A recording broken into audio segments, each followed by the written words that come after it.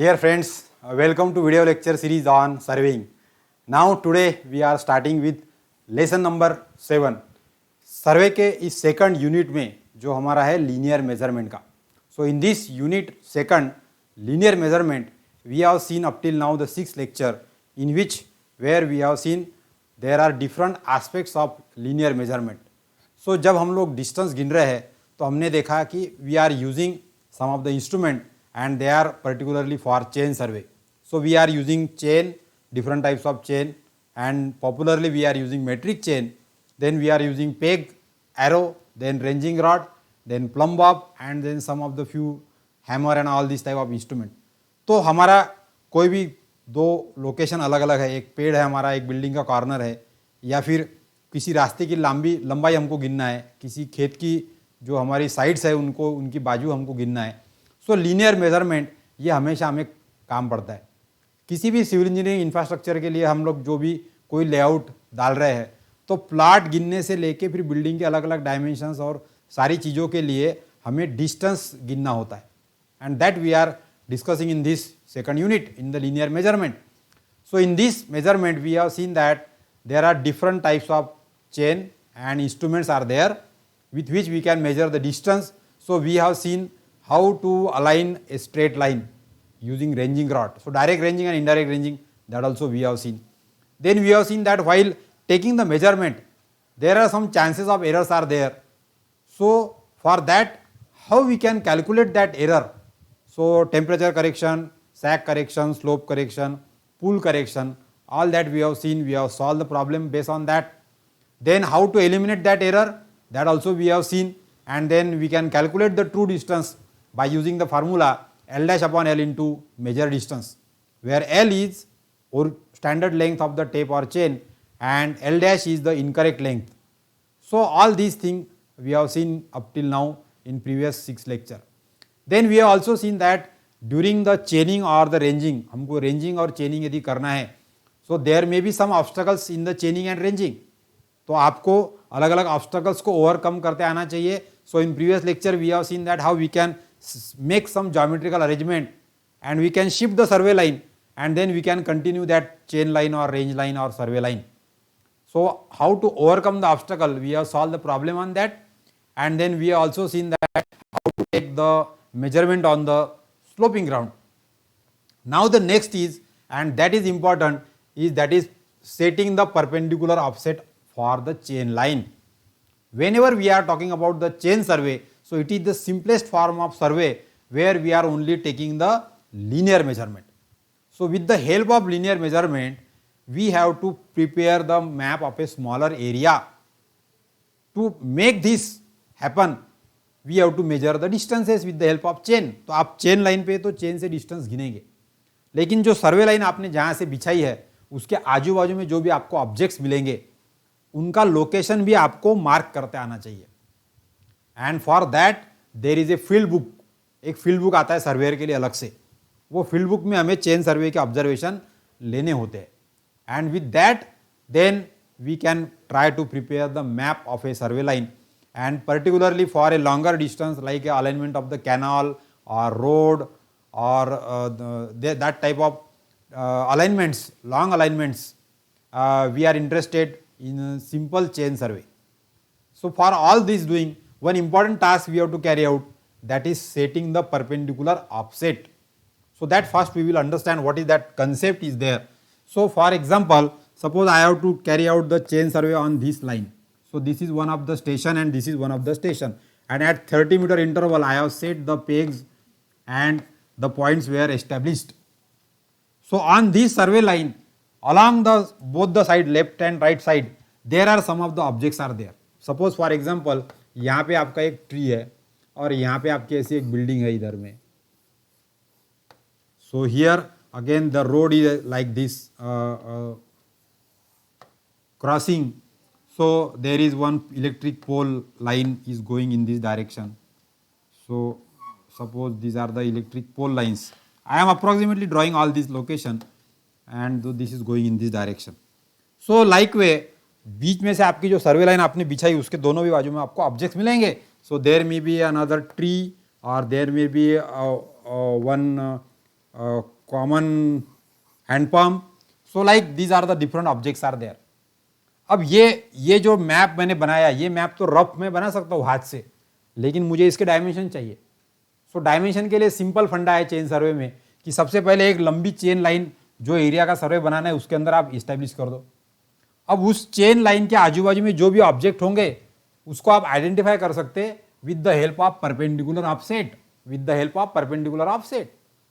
तो सिंपलेस्ट तरीका यह है कि यदि ये पेड़ का जो पॉइंट है यहां से मैं ये सर्वे लाइन के ऊपर यदि परपेंडिकुलर ड्रॉप करता हूं तो ये एंगल 90 डिग्री का हो जाएगा मेरा. तो ये परपेंडिकुलर लेंथ कितनी है ये मैं गिन सकता हूं, और ये शुरू का जो स्टेशन पॉइंट है मेरा ए से लेके यहां तक का, ये डिस्टेंस भी मैं मेजर कर सकता हूं because I am on the chain line. So distance from the start station up to this point and then from here to here, so this is called as offset. And distance from the start station, this is called as chainage. Chainage distance.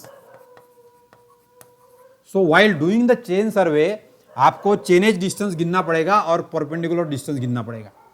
For example, this is a building. So from this building, what I will do? I will drop the perpendicular on the survey line. So one offset will be here, one is here, and one is here. तो तीनों भी offset के distance मुझे गिनने पड़ेंगे, और तीनों भी ऑफसेट के पॉइंट्स जो है उनका यहाँ से शुरू से स्टार्टिंग से जो डिस्टेंस है वो भी मुझे गिनना पड़ेगा. So I have to measure the chainage and offset for every point. जैसा यहाँ पर हैंड पम्प है तो इसका ऑफसेट मैं यहाँ पर लूँगा, ये यहाँ पर एक पोल है इसका ऑफसेट मैं यहाँ लूँगा, या यहाँ पर ये रोड कहाँ पर क्रॉस हो रहा है तो उसका डिस्टेंस मैं यहाँ से गिन सकता हूँ, या इलेक्ट्रिक पोल है इसका परपेंडिकुलर, इसका अलग परपेंडिकुलर, इसका अलग अलग. So every place is from the different objects we can drop a perpendicular on the survey line, and then ये distance यदि आपको पता है, so you are measuring the distance along the chain line, they are called as chainage distance, and you are also measuring the perpendicular distance, that is called as offset. So chain survey is simply nothing but to establish a survey line and then drop a perpendicular on the survey line and measure the chainage distance and the offset distance, that's all. So with this data, you can try to draw this type of simple map. So on a particular survey line, उसके आजू बाजू में क्या है इसका map आप बना सकते हो. And only linear distances we are measuring in this survey. So the major important is, अब आपको ये ऐसा यदि करना है तो दो काम आपको करने पड़ेंगे. One is you have to drop the offset from the any point. So on a survey line, suppose one tree is there, from the tree where the offset will come, तो वो ऑफसेट का point कहाँ पे, perpendicular line कहाँ पर आएगी, वो point मुझे चेन लाइन के ऊपर पता करना है. So I have to find the point on a survey line where from the offset perpendicular offset is meeting. तो ये ऑफसेट एस्टैब्लिश मुझे करने पड़ेंगे. So for that purpose we have to understand how to set the perpendicular offset on a chain survey. So that we will consider in this unit. So here in this unit, setting the offset, using the cross top, using the optical square and using the prism square. So these are the different instruments are there that we are using for setting the perpendicular offset. So first method of setting the perpendicular offset is very simple, and that is called as by swinging the tape method. Swinging the tape से भी हम लोग perpendicular offset को पता कर सकते हैं. So how it is there? So मेरी जो सर्वे लाइन है और मुझे समझ लो एक पेड़ से परपेंडिकुलर लेना है, तो मैं एक पेड़ के पास में टेप पकड़ूंगा और इधर मैं उसका दूसरा सिरा पकड़ूंगा और वो टेप को ऐसे गोल गोल घुमाऊंगा, तो वो टेप तो मेरा फिक्स रेडियस में घूमेगा बराबर. तो मुझे ऐसा एक डिस्टेंस पता करना है कि जो सबसे कम है, कम से कम डिस्टेंस है. So that way by swinging the tape, so what I will do, so this is my survey line and suppose this is our tree and from I have to drop the perpendicular. तो मैं यहाँ पर एक सिरा पकड़ूंगा tape का और tape को मैं ऐसे स्ट्रेच करूंगा ऐसे. So here is the tape and I will swing this tape in this direction or in this direction, इधर और इधर घुमाऊंगा मैं. ऐसा करते समय मुझे ये देखना है कि ये टेप के ऊपर सबसे कम से कम डिस्टेंस कितना आता है. तो जो कम से कम डिस्टेंस होगा वो डिस्टेंस परपेंडिकुलर डिस्टेंस होगा. So here simply you have to swing the tape. अब ये टेप इधर जाएगा तो डिस्टेंस बढ़ेगा, इधर जाएगा तो डिस्टेंस बढ़ेगा. because if you go here or here the distance will increase, and at a point where the this line is perpendicular, वहां पे सबसे कम मेजरमेंट आएगा आपका टेप का। तो आपको टेप पे डिस्टेंस देखना है और उसको स्विंग करना है ऐसे, तो आपको पता चलेगा कि जहां पे रीडिंग कम आ रहा है वही पॉइंट परपेंडिकुलरिटी का पॉइंट है। So that point we can fix, so this will be the perpendicular offset, and what you are doing, you are only swinging the tape. So this is the very fast and easy method। लेकिन यहाँ पे आपको जितनी आपकी tape की लंबाई है उतना ही करेगा, ये प्लेन ग्राउंड में ही काम करेगा, और आपको टेप स्विंग करने के लिए ऐसी जगह भी होनी चाहिए बराबर। सो बीच में टेप को कहीं अड़ना नहीं चाहिए tape, so that should be care we have to take. So by simply swinging the tape also you can identify the point on the chain line where there is a perpendicular offset from the tree or whatever the object was there. So that is one of the method. Another method is by forming the 3, 4, 5 ratio triangle. 3, 4, 5 का ये triangle आपको याद रखना है। इसको भी establish करके आप सर्वे लाइन के ऊपर परपेंडिकुलर ड्रॉप कर सकते हो या परपेंडिकुलर सेट कर सकते हो। So this method particularly use for setting the perpendicular on a survey line point, किसी पॉइंट से परपेंडिकुलर सेट करने के लिए। So what that I will do, so here in this case I will do what that, this is the survey line. अब मैं क्या करूंगा, एक टेप का समझ लो ये पॉइंट है, यहां से मुझे परपेंडिकुलर सेट करना है। So here we are finding the point on the survey line and in this we are dropping the perpendicular on the survey line. तो सर्वे लाइन का पॉइंट मुझे पता है और यहाँ पे मुझे परपेंडिकुलर बनाना है। तो परपेंडिकुलर बनाने के लिए मैं क्या करूंगा, so I will hold the one tape of the, यहाँ पर एक टेप का एंड पकड़ूंगा मैं और यहाँ से 3 मीटर के ऊपर मैं टेप को मोड़ दूंगा ऐसा।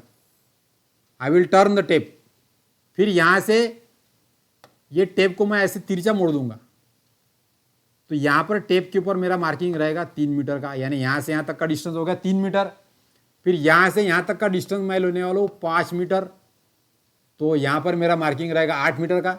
यहाँ से मैं टेप को मोड़ दूंगा और यहाँ तक लाऊंगा ऐसा खड़ा, और ये हो जाएगा मेरा 4 मीटर। तो यहाँ पे 5 और 3 8 और 4 12, तो 12 मीटर का एंड मुझे यहाँ पर पकड़ना है। सो टेप को मैंने ऐसा ट्रायंगुलर में पकड़ लिया। सो 3 पर्सन लगेंगे, एक जन यहाँ पे लगेगा, 1 person will require here, 2nd person will require here और 3rd person will require here. 3 व्यक्ति आपको लगेंगे। टेप को एक व्यक्ति पकड़ेगा 0 मीटर और 12 मीटर पे, दूसरा व्यक्ति उसको 3 मीटर पे पकड़ेगा, तीसरा व्यक्ति 8 मीटर पे पकड़ेगा, और तीनों भी जन वो टेप को बराबर स्ट्रेच करके रखेंगे। So all the sides you have to stretch, and ये जो लाइन है टेप के ट्रायंगल की, ये लाइन आपको ये लाइन के साथ में मैच करनी पड़ेगी। So you have to match this 3 metre side of this tape triangle with the survey line, और ये दोनों भी स्ट्रेच करके रखेंगे। तो ये जो पॉइंट है, ये पॉइंट ऐसा रहेगा कि ये आपका राइट एंगल रहेगा, because you know that the 3, 4, 5 triangle is a right angle triangle. So what you are doing, you are forming this type of right angle triangle by using the tape. Tape के इस्तेमाल करके आप 3, 4, 5 का triangle बना रहे और उसकी 3 metre की साइड सर्वे लाइन को अलाइन कर रहे, तो ये पॉइंट के आप परपेंडिकुलर सेट कर सकते हो। So this point you can set this perpendicular line.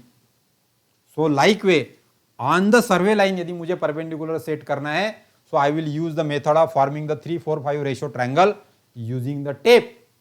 सो ये भी हम लोग कर सकते हैं। So this is the another method for setting the perpendicular. Another third method was there, so this 2 method we have seen. Third method is forming the right angle triangle with the try square. Try square यानी अपना गुनिया रहता है बड़ा वाला। So big try square इस्तेमाल करेंगे। Big try square means like this, it was a steel का एक एंगल का ऐसा प्लेट रहती है एंगल की 2 mm की, और उसके ऊपर इधर से मार्किंग रहते हैं इंच और फीट में। Here also inch and feet markings are there. और ये इसकी जो साइड होती है ये रहती है 24 इंच की यानी 2 फुट की, और ये होती है 12 इंच की। तो ऐसा ये लोहे की पट्टी जो है ऐसी एल आकार की, इसको बोलते हैं हम लोग try square. So this is a steel try square, big size big try square made up of steel, so that we can also use to set the perpendicular on the survey line. So for this, suppose this is our survey line and this is the point where we have to establish the perpendicular, तो आप ये try square को यहाँ पे लगा सकते हो ऐसा बराबर सर्वे लाइन के साथ में अलाइन करके।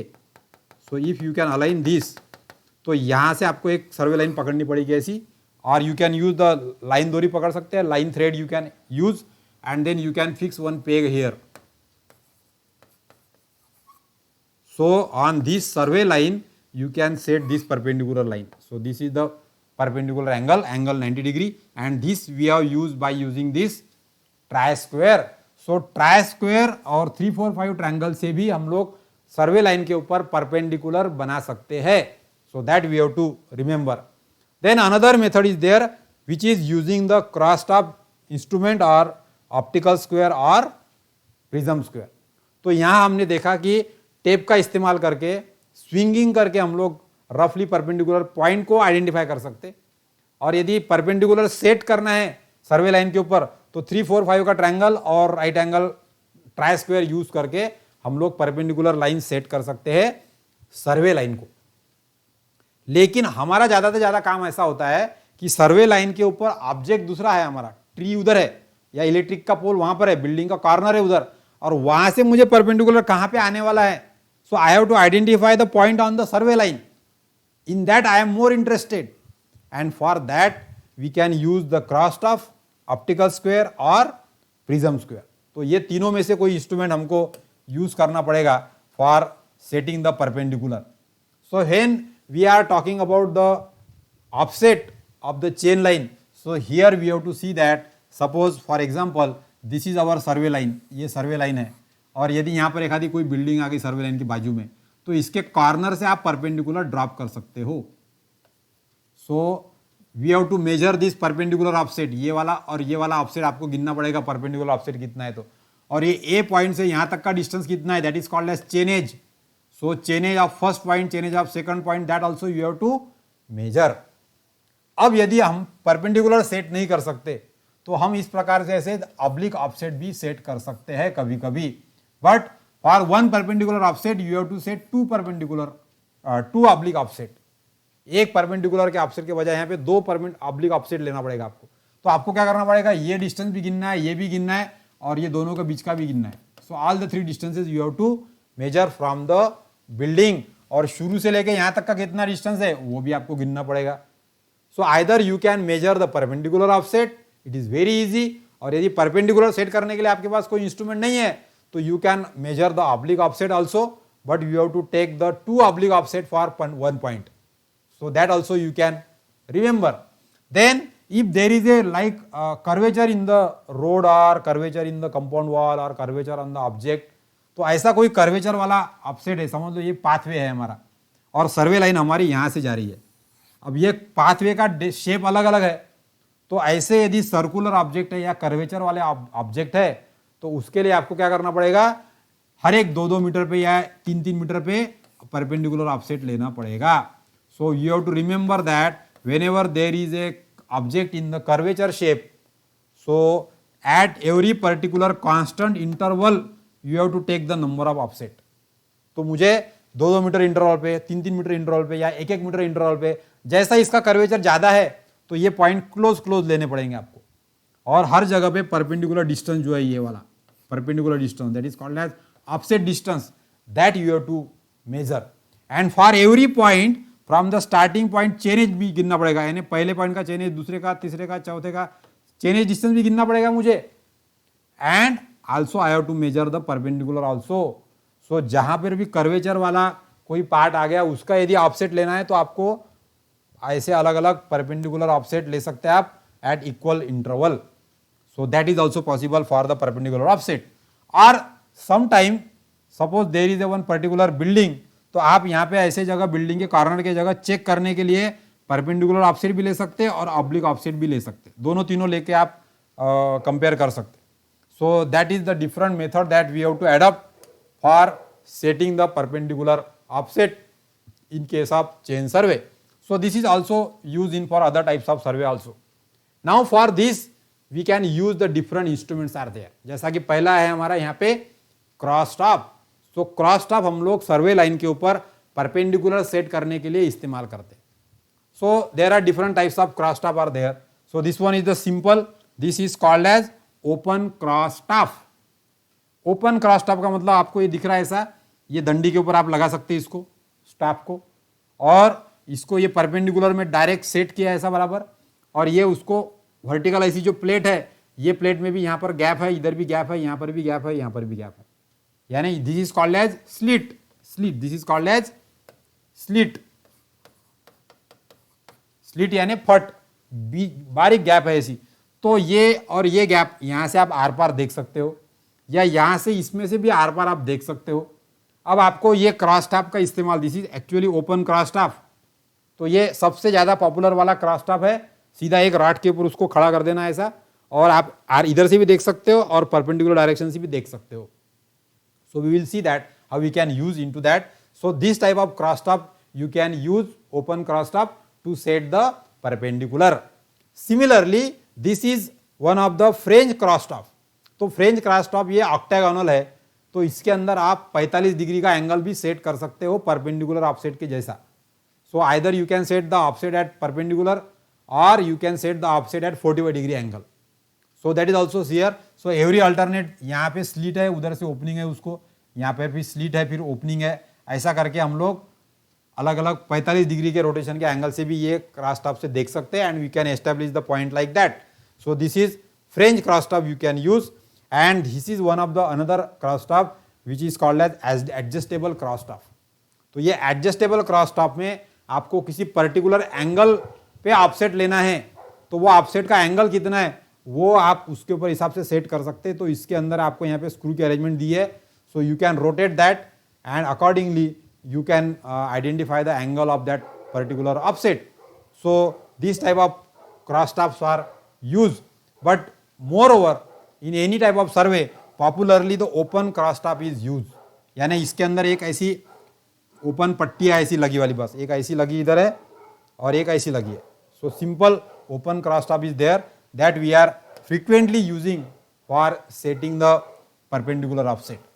So here another instrument was there, that is prism square. तो प्रिज्म स्क्वायर के पहले हम लोग ये हमारा जो ओपन क्रॉसटॉप है इसका यूज कैसा करना है हमको, that we will see. So here ये जो क्रॉसटॉप है, ये क्रॉसटॉप मुझे ऐसी समझ लो सर्वे लाइन है यहाँ पर मेरी, और I will draw in this different colour. So this is my survey line. अब ये सर्वे लाइन पे मुझे परपेंडिकुलर जहाँ पर भी सेट करना क्या होगा, तो सपोज यहाँ पर मेरा कोई तो भी ट्री है यहाँ पे, और ये ट्री को मुझे परपेंडिकुलर ऑफसेट कहाँ पे आने वाला है ये सर्वे लाइन पे पता करना है। तो मैं क्या करूँगा, एक रॉड के ऊपर ये क्रॉसटॉप को ऐसे लगाऊंगा and I will hold here. So for this, तो मुझे यहाँ पर टॉप व्यू में मैं देखता हूँ यहाँ पे, तो मुझे यहाँ पे ऐसा ये प्लस के साइन में मेरा क्रॉसटॉप दिखेगा, ऐसा क्रॉसटॉप मेरा रखा जाएगा बराबर, ये उसका रॉड है सेंटर में। अब मुझे क्या करना है कि यदि परपेंडिकुलर सेट करना है तो क्रॉसटॉप इस्तेमाल करने के लिए आपको हमेशा दो व्यक्ति लगेंगे, that you have to remember. दो व्यक्ति क्यों लगेंगे, तो सबसे पहले तो आपको ये क्रॉसटॉप में से आपको जहाँ पे इधर का एक कोई पॉइंट होगा या इधर का एक पॉइंट होगा, कोई भी जगह पे आपको रेंजिंग रॉड रखना पड़ेगा। तो मुझे वहाँ पे मैंने रेंजिंग रॉड रख दिया सामने, और मैंने यहाँ पे क्रॉसटॉप पकड़ लिया, तो यहाँ से मुझे देखना पड़ेगा वो रेंजिंग रॉड के तरफ, और ये क्रॉसटॉप को ऐसा बराबर घुमा के इसकी जो दोनों विंडो है, एक सामने आगे सामने वाली, सामने वाली, सामने सामने वाली, उसको मैं बराबर रेंजिंग रॉड के लाइन में लेकर आऊंगा।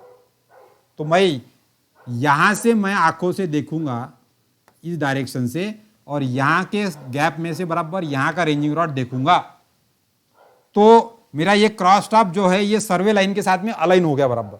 यानी मैंने ऐसा क्रॉसटॉप पकड़ लिया और उसमें से सामने से बराबर रेंजिंग रॉड देख लिया मैंने, तो मेरा क्रॉसटॉप की जो दो साइड है, दो लिम्ब है मेरी, दो वेन है, वो दो वेन बराबर सर्वे लाइन के लाइन में आ गई, तो मेरा क्रॉसटॉप सेट हो गया। अब दूसरे व्यक्ति को यहां से देखना पड़ेगा, इधर से परपेंडिकुलर डायरेक्शन से, दूसरे व्यक्ति को ये गैप में से देखना पड़ेगा, और ये देखना पड़ेगा कि ये ट्री दिखता कि नहीं दिखता करके। तो मैंने जो क्रॉसटॉप खड़ा किया उसमें से मैं इधर देख रहा हूं ऐसा, और दूसरा व्यक्ति इधर से देखेगा और वो ट्री को दिखता क्या, ट्री उसके लाइन में वो देखेगा। यदि नहीं दिखता है तो मुझे ये क्रॉसटॉप थोड़ा सा सामने सरकाना पड़ेगा, या फिर मैं पीछे सरकाऊंगा, और ऐसा आगे पीछे सरकाऊंगा। लेकिन हर बार मुझे ये ध्यान में रखना है कि मेरा सामने का रेंजिंग रॉड बिल्कुल लाइन में रहना चाहिए, यदि मैंने आगे पीछे भी किया तो। लेकिन इधर का देखते समय ये जो ट्री है वो ट्री उसके लाइन में आना चाहिए। सो मैं थोड़ा थोड़ा इसको आगे या थोड़ा थोड़ा पीछे ऐसे सरकाऊंगा। So I will shift this cross staff here और हियर, सो दैट ये जो ट्री है ये भी यहाँ से दिखना चाहिए एट ए टाइम, और इधर से देखने के बाद में ये यहाँ का रेंजिंग रॉड भी दिखना चाहिए. So ranging rod is visible and at the same time the tree is visible. तो ये जो पॉइंट है, जो पॉइंट पे मैंने क्रॉस स्टाफ रखा है, वो पॉइंट मेरा पॉइंट ऑफ परपेंडिकुलरिटी हो गया. So this way this point we can identify, और ये पॉइंट आइडेंटिफाई हो गया तो टेप से इतना डिस्टेंस आप गिन सकते हो. So this offset distance you can measure very easily.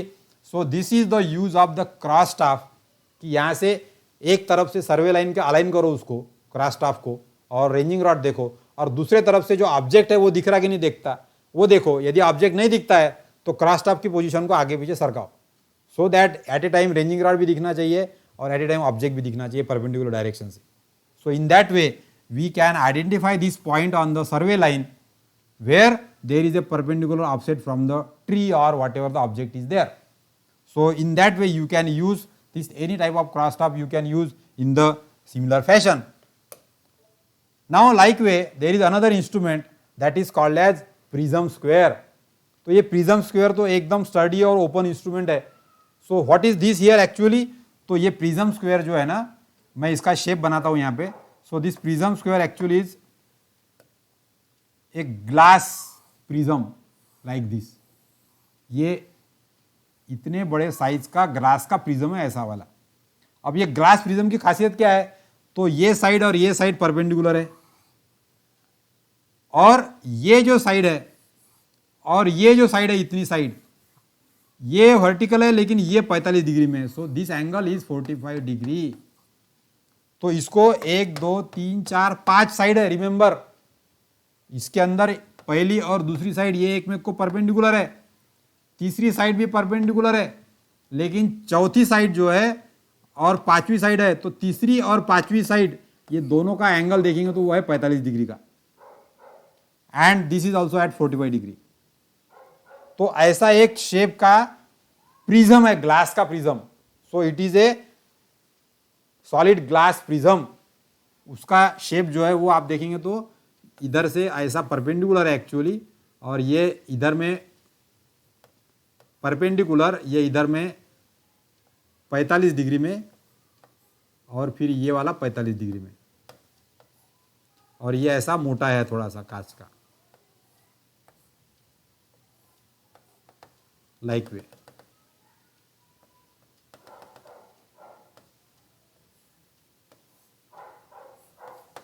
ऐसा. So it is a solid glass prism. ये ऐसा दे रखा, तो ये दो जो साइड है उसकी ये 45 डिग्री में है. तो मुझे क्या करना है, ये सॉलिड प्रिज्म जो है ऐसा रॉड के ऊपर रख के सर्वे लाइन पे खड़े हो जाना है. अब मैं जब सर्वे लाइन पे खड़ा हो जाऊंगा तो एक्चुअली क्या होगा कि यहां से मैं देखूंगा तो मुझे सामने का रेंजिंग रॉड दिखाई देगा बराबर स्ट्रेट लाइन में ऐसा. लेकिन एट द सेम टाइम यदि मैं इधर के साइड में यदि कोई मेरा एक आधा रेंजिंग रॉड पकड़ता हूं तो ये यहाँ के रेंजिंग रॉड की इमेज ये प्रिज्म के अंदर चमकेगी और रिफ्लेक्ट होके यहाँ से होके मुझे दिखेगी. तो मैं यहाँ से ये पी का जो रिफ्लेक्शन है वो भी मैं देख सकता हूँ. तो प्रिज्म में से मैं प्रिज्म के ऊपर देखूंगा तो सामने का रेंजिंग रॉड दिखाई देगा मुझे, और प्रिज्म के अंदर देखूंगा तो इधर का जो प्रिज्म है, इधर का रेंजिंग रॉड जो है उसकी इमेज मुझे दिखेगी. सो यहाँ पे मैंने जो रेंजिंग रॉड पकड़ा है उसकी इमेज यहां से रिफ्लेक्ट होके यहां से होके मुझे दिखेगी यहां से.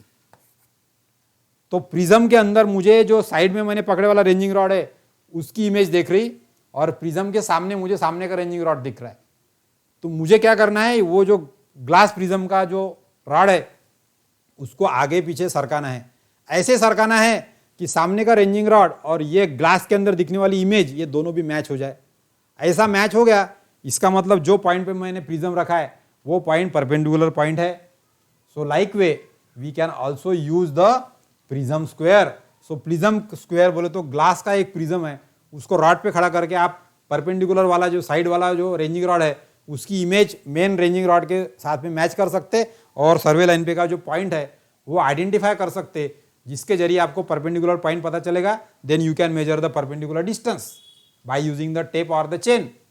सो that way we can use the prism square for setting the perpendicular on the survey line. So that is another method for setting the perpendicular. Another instrument we can also use and that is actually the optical square. तो ये optical square ये भी एक instrument है जिसका इस्तेमाल हम लोग परपेंडिकुलर सेट करने के लिए कर सकते हैं. So what is that instrument? Actually optical square ऐसा है कि ये एक पतरे की डब्बी होती है, छोटी सी गोल डब्बी होती है और ये गोल डब्बी के अंदर अलग अलग दो एंगल में मिरर फिक्स रहते हैं. So you can watch in the top view. ये जो ऐसी डब्बी है ग्लास की, ये ऐसी थोड़ी सी 1.5-2 इंच की ऊंची और 3-4-5 इंची डायमीटर की ऐसी छोटी सी.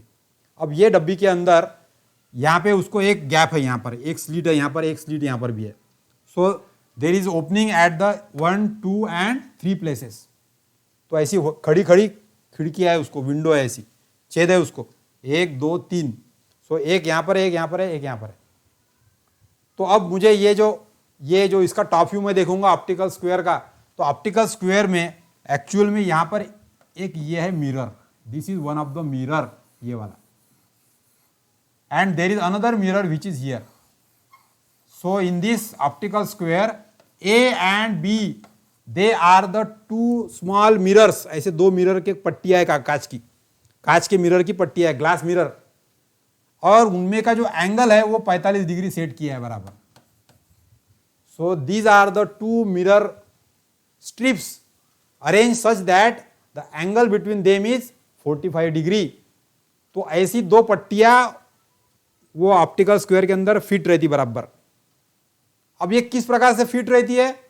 तो आप ये जो यहाँ की विंडो है, यहाँ की जो गैप है उसके सामने एक मिरर रहेगा बराबर और इधर की जो गैप है उसके सामने दूसरा मिरर रहेगा.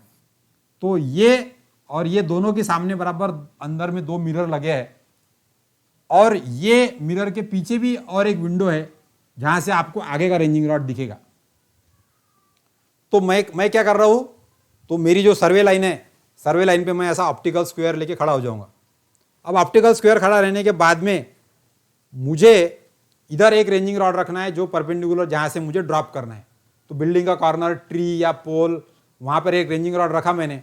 तो इस रेंजिंग रॉड की इमेज मुझे, यानी ये रेंजिंग रॉड मैंने साइड वाला रेंजिंग रॉड यहाँ पर मैंने पॉइंट मेरा पी यहाँ पर है. तो यहाँ का रेंजिंग रॉड ये मिरर के अंदर रिफ्लेक्ट होगा, ए मिरर के अंदर, और वो बी मिरर के अंदर दिखेगा मुझे. तो बी का जो मिरर है उसमें मैं यहां से उसको देख सकता हूं कि मेरे रेंजिंग रॉड की इमेज कहां पर है. So I am standing on the survey line and observing the optical square. और जो साइड में जो स्टाफ रखा है, रेंजिंग रॉड रखा है, उसकी इमेज मुझे मिरर के अंदर दिखेगी सामने. अब ये मिरर के ऊपर में जो गैप है वहां से मैं देखूंगा तो मुझे बाहर का जो रखा हुआ रेंजिंग रॉड है वो भी दिखाई देगा. तो जब मैं ये विंडो से देखता हूं, ये विंडो से, तो मुझे ग्लास के मिरर के अंदर एक इमेज दिखती है और उसके बाहर मुझे रेंजिंग रॉड दिखता है. तो ऐसा मुझे दिखेगा ग्लास के अंदर. So this is the mirror strip at B. तो अब मुझे यह करना है कि जो ऑप्टिकल स्क्वायर है उसको मैं थोड़ा सा आगे या थोड़ा सा पीछे इस प्रकार से सरकाऊंगा कि साइड का जो रेंजिंग रॉड है उसकी इमेज और सामने का रेंजिंग रॉड ये दोनों भी एक लाइन में आ जाए. So if that will I will get it adjusted. तो जो पॉइंट पे मैं खड़ा हूं वो पॉइंट मेरा पॉइंट ऑफ परपेंडिकुलरिटी हो जाएगा. So in this way, by using the optical square and watching inside the mirror strip the image of the side ranging rod, you can try to adjust that optical square on the survey line and you can identify the point on the survey line. So इस प्रकार से एक rod के ऊपर optical square को रख के वहां से हम लोग परपेंडिकुलर पॉइंट को आइडेंटिफाई कर सकते हैं. So this is the arrangement of the optical square and these are the 3 instrument. तो हमने देखा है ओपन क्रॉस स्टाफ, दूसरा देखा हमने प्रिज्म स्क्वायर और तीसरा देखा हमने ऑप्टिकल स्क्वायर. तो ये तीनों का इस्तेमाल हम लोग काय के लिए कर सकते हैं? परपेंडिकुलर पॉइंट को आइडेंटिफाई करने के लिए, सर्वे लाइन के ऊपर पॉइंट आइडेंटिफाई करने के लिए हम लोग ये तीनों इंस्ट्रूमेंट यूज कर सकते हैं. और इसका यूज करके हम लोग परपेंडिकुलर पॉइंट यदि आइडेंटिफाई हो गया तो फिर हम लोग उसका डिस्टेंस गिन सकते हैं. तो ये जो सारा है, तो मैंने जैसा बताया आपको कि एक सर्वे लाइन आपको बना लो और सर्वे लाइन के आजू बाजू में जो भी ऑब्जेक्ट होंगे हर एक ऑब्जेक्ट से परपेंडिकुलर सेट करो और चेनेज और ऑफसेट ऐसे डिस्टेंस के ऑब्जर्वेशन हमको लेने हैं. अब ऐसे ऑफसेट हमने कितने लेने चाहिए? सो नंबर ऑफ ऑफसेट कितने लेने चाहिए खाली ऑब्जेक्ट के लिए? तो उसके लिए कुछ there are general rules are there. So how many number of offset we should take? So first is if there is a parallel boundary, if there is a parallel boundary तो offset at regular interval लेने चाहिए. यानी मेरी ये survey line जा रही, so suppose this is my survey line और इसके बाहर में जो कंपाउंड वाल है ऐसी मेरी यहाँ पे, सो दिस इज कंपाउंड वाल. तो ये कंपाउंड वाल को आइडेंटिफाई करने के लिए मैं यहाँ पे हर एक 5 मीटर के ऊपर परपेंडिकुलर ऑफसेट ले लूंगा. So at every 5 metre I will take the chainage and offset, chainage and offset, chainage and offset, chainage and offset. So for the parallel boundary, offset at regular interval we should set. Then straight boundary is there, so then you can take the two offsets. अब ये जो boundary है ये यदि straight है तो direct आप पहला और आखिरी का ऑफसेट लेके भी आप काम कर सकते हैं. लेकिन वो यदि अलग अलग एक लाइन में नहीं होंगी तो आपको नंबर ऑफ ऑफसेट लेना पड़ेगा. या फिर जिगजैग बाउंड्री है तो हर एक जहां पर भी वो टर्निंग आ गया उसको कंपाउंड वॉल को या बाउंड्री को, तो वहां पे हर जगह पे आपको ऑफसेट लेना पड़ेगा. So for straight boundary 2 offsets and for zigzag boundary at every bend we have to take the offset distance. Then if the 90 degree crossing road is there then you have to take the chainage of the 2 reading. यानी आपकी ये survey line जा रही है समझ लो ऐसी, और ये सर्वे लाइन को एक रोड ऐसा क्रॉस हो गया परपेंडिकुलर डायरेक्शन में, तो ये पहला सर्वे रोड की जो लाइन है पहला किनारा उसका चेनेज मुझे गिनना पड़ेगा, यानी ये वाला डिस्टेंस स्टार्ट पॉइंट से, और दूसरे पॉइंट का भी यानी ये total distance. So start point से दोनों भी पॉइंट के डिस्टेंस आपको गिनने पड़ेंगे, तो वहां पे आप ऐसा परपेंडिकुलर रोड आसानी से बना सकते. So for 90 degree crossing road you have to take the 2 chainage reading. Then skew crossing road, so you have to take the chainage and the 2 offset reading. So that also we can see here. So here you can see that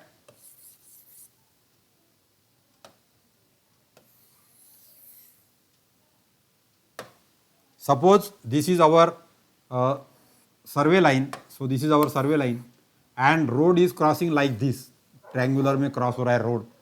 ऐसा यदि हो रहा है तो आपको ये starting point से यहाँ तक का चेनेज कितना है और यहाँ तक का चेनेज कितना है, ये दोनों भी चेनेज लेने पड़ेंगे.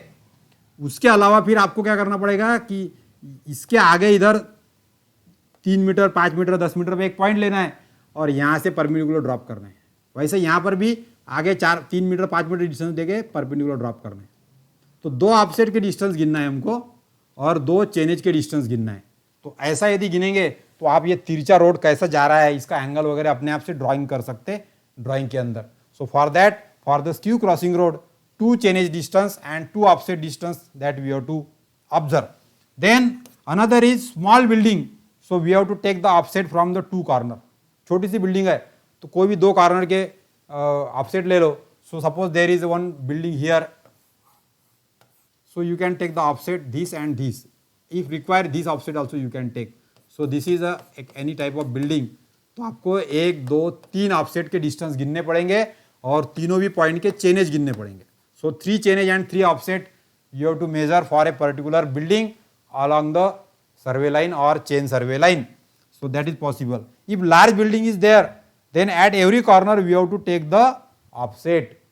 अब ये बिल्डिंग चौकोनी है इसलिए मैंने 3 इसमें मेरा काम कर लिया, लेकिन बिल्डिंग यदि ऐसे अलग अलग शेप है बिल्डिंग का, so like way the different shape of the building was there. So every corner से मुझे ऑफसेट लेने पड़ेंगे, ऐसे 4 लेने पड़ेंगे, अंदर के कॉर्नर के भी लेने पड़ सकते हैं आपको ऐसे यहाँ पे. So if there is a different difficult shape of the building तो आपका इसका साइड का पूरे डायमेंशन भी गिनने पड़ेंगे, बिल्डिंग के सारे पेरीमीटर भी गिनने पड़ेंगे. So all the sides of the buildings you have to measure and for every corner you have to take the offset distance and for every offset you have to measure the chainage also. So that care also you have to take in case of the large building. And for circular boundary you can take the offset at regular interval. जैसा कि मैंने आपको बताया कि सर्वे line यदि है और ऐसी कर्वेचर की कोई तो भी ऑब्जेक्ट आ गया अपना, तो आपको यहाँ पे हर 2-3 मीटर पे ऑफसेट लेने पड़ेंगे. So at every constant interval you have to take the chain edge and offset, chain edge and offset. So all these are the rules while taking the how many number of offset we should take.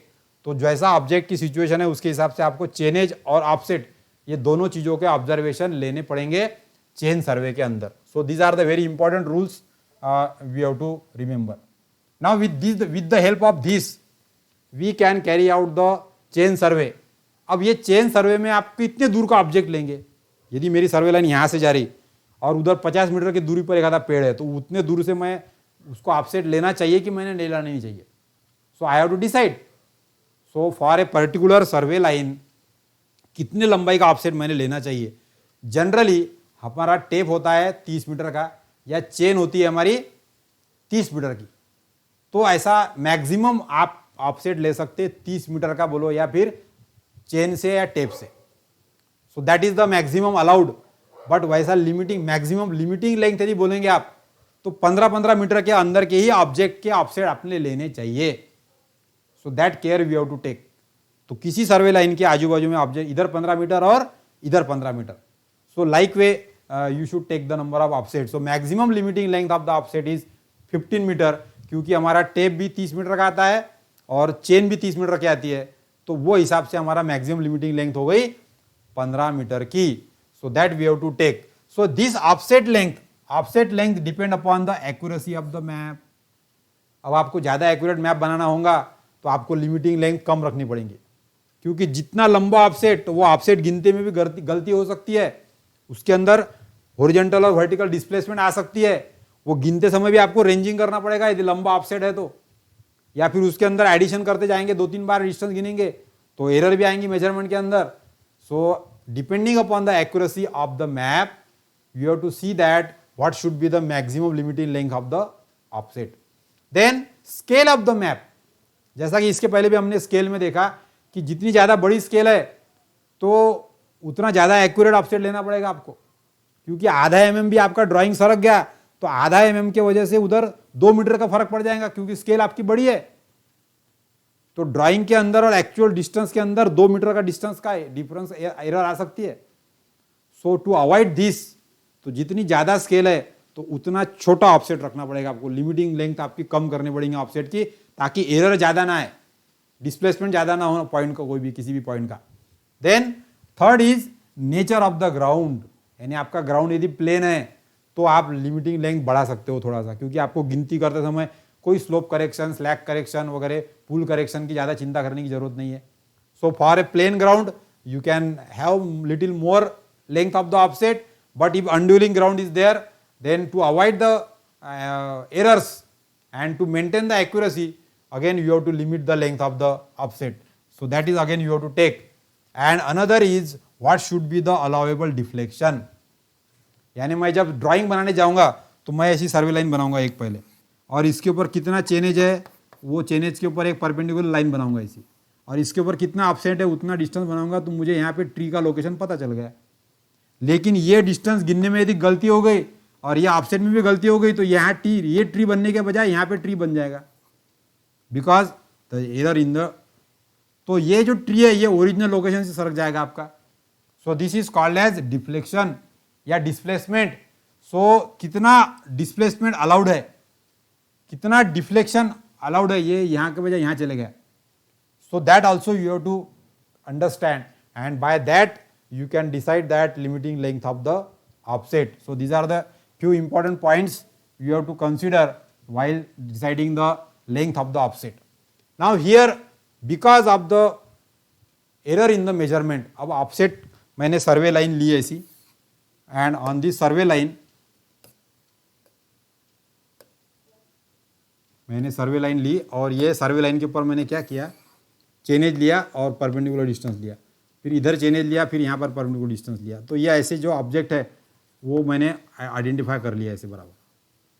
अब ये जो point है ये point को मुझे draw करने के लिए मुझे यहाँ से यहाँ तक का डिस्टेंस यानी चेनेज चाहिए और यहाँ से यहाँ तक का डिस्टेंस यानी ऑफसेट चाहिए.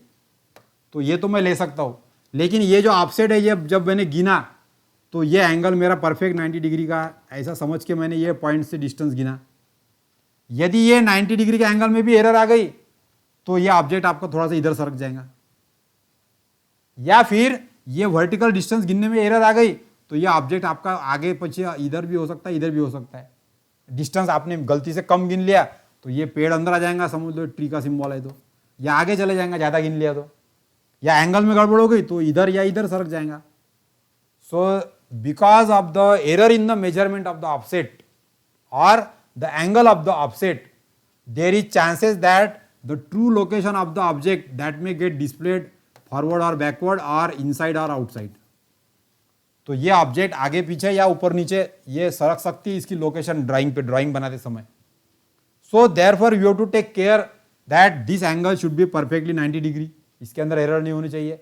और ये जो डिस्टेंस है ये डिस्टेंस भी मैंने एक्यूरेटली गिनना चाहिए। So for all that if such situation में बी देयर, तो यदि आपके ये ऑब्जर्वेशन में 1 डिग्री का फर्क आ गया तो यू हो गया आपका डिफ्लेक्शन एंगल अल्फा। तो यदि डिफ्लेक्शन एंगल आपको मालूम है कितनी एरर आ गई आपके एंगल के अंदर 90 डिग्री के एंगल में, तो वो एंगल से हम लोग हॉरिजॉन्टल डिस्प्लेसमेंट और वर्टिकल डिस्प्लेसमेंट निकाल सकते हैं ऑब्जेक्ट की। यानी ऑब्जेक्ट कितना इधर या इधर सरका या फिर कितना आगे या पीछे सरका। So along the survey line कितना आगे पीछे गया, so that we can understand vertical displacement, and along perpendicular to the survey line कितना आगे पीछे गया, that horizontal displacement। तो ये भी दोनों भी निकाल सकते। so horizontal displacement formula is L sin alpha upon S, that is L sin alpha divided by S, where S is the scale of the map and L is the length of the offset। ये offset length है, L is the length of the offset।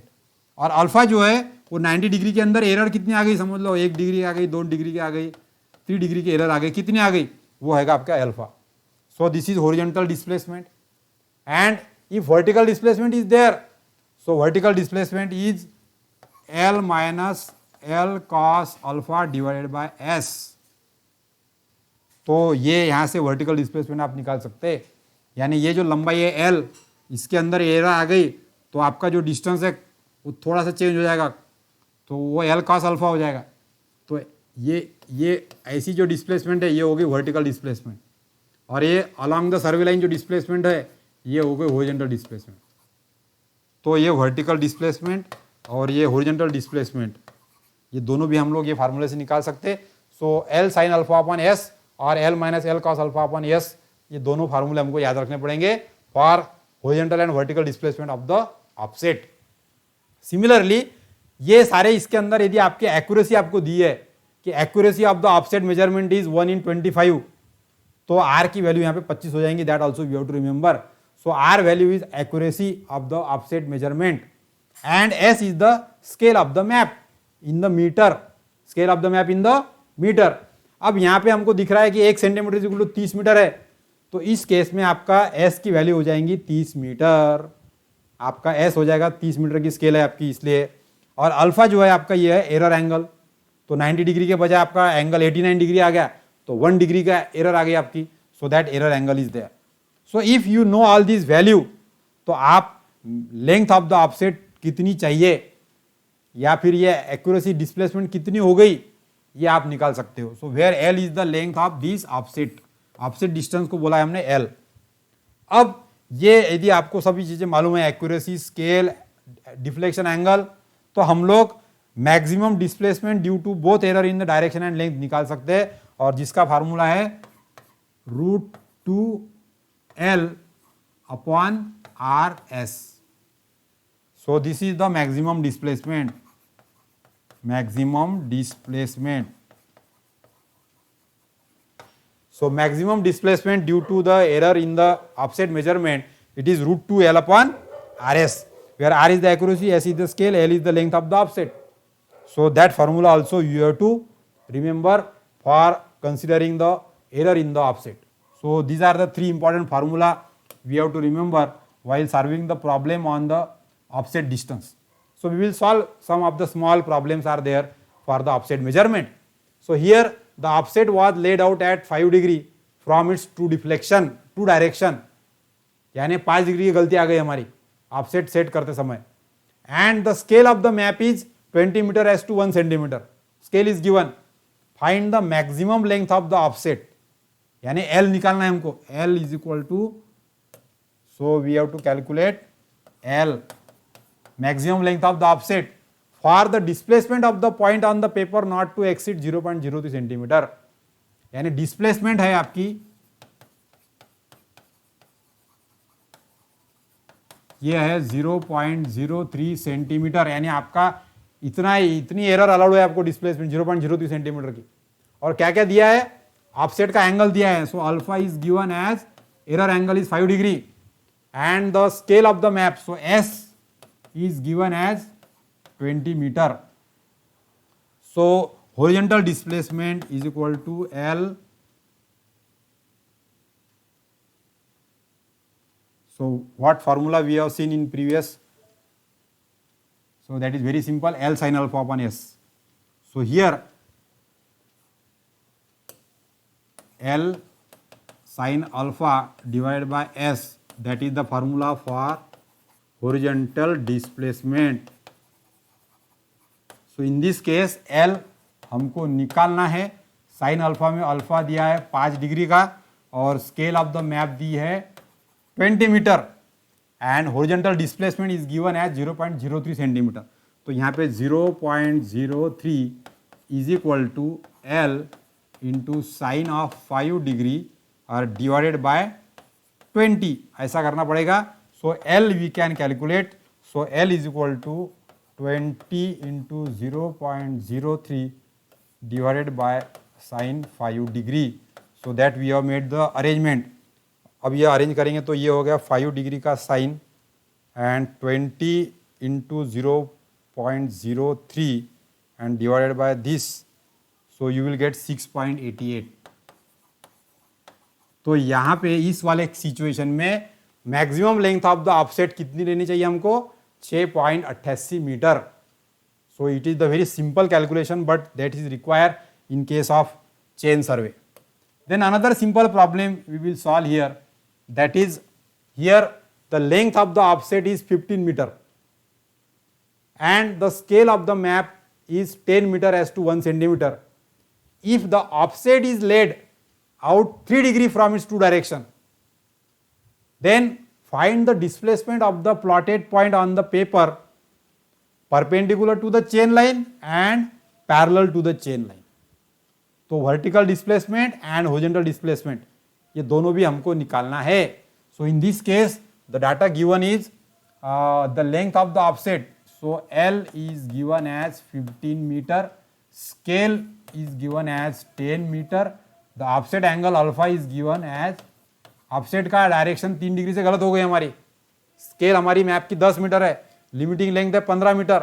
तो मुझे horizontal displacement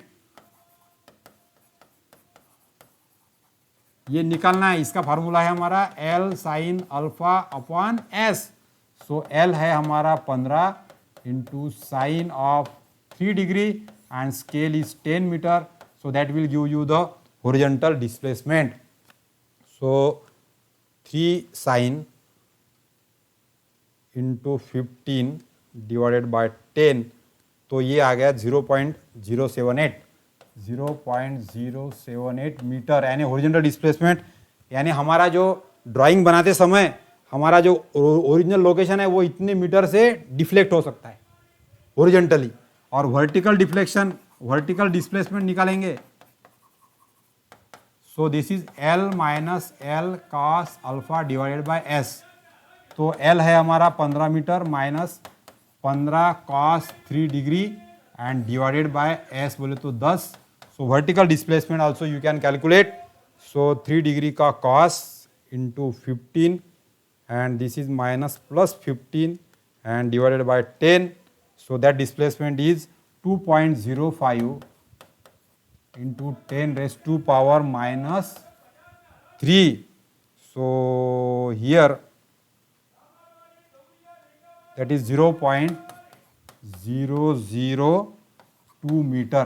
तो हमारी horizontal और vertical displacement आप लोग इस प्रकार से निकाल सकते हैं। यानी ड्राइंग बनाते समय आपका जो पॉइंट है वो 0.002 से बाहर जा सकता है और आगे पीछे सरकने के हिसाब से 0.078 पीछे या आगे जा सकता है।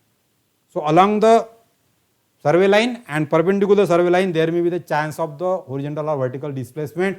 So perpendicular to the chain line and parallel to the chain line, ये दोनों भी displacement आपने यहाँ पर निकाले. So that is the simple problem you can solve based on the, and another last problem we will take here, that is find the maximum length of the offset so that the displacement of the point on the paper from the both sources of error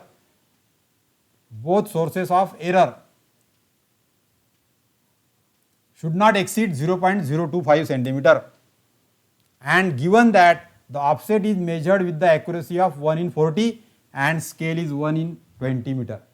तो ये data दिया है. So first we will write down the given data. Find the maximum length of the offset means L we have to calculate so that the displacement of the point on the paper from the both source of error should not exceed, यानी limit error दी है हमको maximum displacement